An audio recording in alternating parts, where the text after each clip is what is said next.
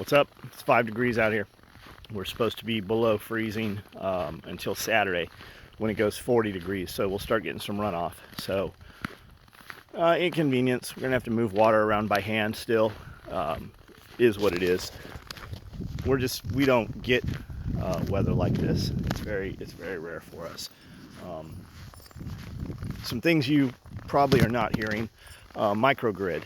If you don't know what that is, start paying attention to it. You don't even have to look it up. Just remember a couple months from now when you start hearing that everywhere, microgrid. Texas is out, right?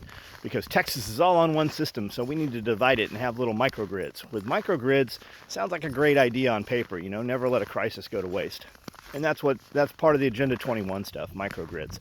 So, sounds great. Everything's compartmentalized, but they can't produce that much electricity on their own because they can't tie together. So you have to throttle back the electricity. So who gets the electricity as much as they want? Guys with money. Who doesn't? Guys without money. The normal folk, you and I, right? So you're seeing a lot of problems right now because everything's solar, everything's wind turbine. The turbines aren't producing electricity. The solar's covered up. They're having to use diesel and helicopters to de-ice the blades. There's all kinds of just silly shit going on right now. And you're seeing people just lose their minds. If you look on social media, this sucks. We've been without electricity for 12 hours. 12 hours? Every time a country gets in problems and has issues, the power always starts throttling back. That's one of the first things that happens. I'm not saying that the United States is collapsing. A lot of people are saying the United States is collapsing. Maybe the way you and I knew it 10 years ago, that's coming to an end. Prepare for that. If you are someplace where you can't live without electricity, like it's just too hot, or you have no water, water has to come in through pipes, or you can't live there without air conditioning, you might want to evaluate what you're doing, because the way you have lived, you're probably not going to see that. You'll see kind of like that. If you compare it to 10 years ago, 20 years ago, that doesn't exist anymore. And it just chips away and chips away at you. And you don't even realize it's happening because water comes out of your pipes, the television turns on, and you can drive through a window and pick up your meals every day. People just don't produce stuff. The things we call prepping, Grandma just called that normal life. Grandma and Grandpa, they just did that, right? So just think about that. I'm in all these prepper groups and people are like, it's absolutely ridiculous. We've been without power in Texas for 24 hours. I thought you guys lived for this shit.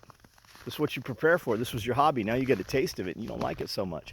All you guys huddled up trying to figure out how to stay warm. Oh my God, I can't drive to Walmart, you know? You might want to get that fucking gear on that you've been fucking hoarding and put it on and get the fuck outside and do some workouts, because this is bugging out, right? You guys haven't even been cold. You've never felt hungry. You've never turned the water on and water not come out, except the time you didn't pay the bill. You've never had to move water a distance in buckets. You've never had to bail water into a larger tank and relocate it to where you needed to grow something. Nobody knows that anymore, right? That's just normal life in most countries. There are a lot of opulent countries, a lot of French Riviera type countries where the rich went to play, and now they're third world countries, right? The president called them shitholes. Think about that. Somalia, that's a good example. Haiti, that's another example. Libya, that used to be the playground of the rich. Look at it now. The world's largest slave trade in biblical proportions, right? Like Jesus days slave trade kind of shit, right? Build the pyramids kind of slave trade. That's happening right now in Libya, larger than it ever has in the history of humanity. You don't know that. Why? Because they don't want you to know that, because they caused it. The same people that are using any crisis, a lot of them, they create and orchestrate and design to go into place. It's the Hegelian dialectic, right? We cause the problem, we offer you the solution, but the solution costs money, so you need us. Over 50% of the population, the number's actually higher, over 50% of the population does not produce anything. They work in a manner to regulate you and force you to pay for something that they can't, that's not tangible, right? Well, it's for your own good. No, it's so that the people who paid all this money to take all these classes to have a job that does not produce or offer a benefit, right? It's bureaucracy. Stop and think about that. Half of the people in the United States don't produce something that's tangible. The taxes that you pay, and everybody's got their hands out. The taxes you pay, over 65% of the taxes you pay today have nothing to do with life today. Laws and regulations and taxes literally from 100 years ago, technology that no longer exists, but they don't ever remove that tax. It just goes on top. You still pay it. Why do they want all this big government stuff? Why do they want to push this, give you free food and put single mothers on welfare? Because then they rely on them, and then they vote for them, and then they cause these problems. Stop and think about like Oregon and Washington, right? Big fires. We can't cut firewood because of the owls. There's a series of books called A Great State. It's Shelby. That's Glenn Tate's wife from 299 Days. And she talks about this in her book. And if you look at this, this is actually true. We can't log wood because there's an owl. So the federal government shuts it down. And what happens? Fires start happening. So farmers and people who ranch around there cut around their property an acre or two back, right? Just for fire abatement. And they arrest these people and put them in jail over cutting this brush and trash, right? So when you don't cut the trees, all this underbrush and these brambles and stuff grow, and it's more fuel. So now we start having massive fires. They pay these people who used to log, instead of a tax break, they pay them, they get a payment for not working, basically, the cities and the towns, and then they just go to shit and they die and nobody goes there because there's no need to be there. So you have these massive fires around there that are just wiping out these ranches and these foresters and stuff.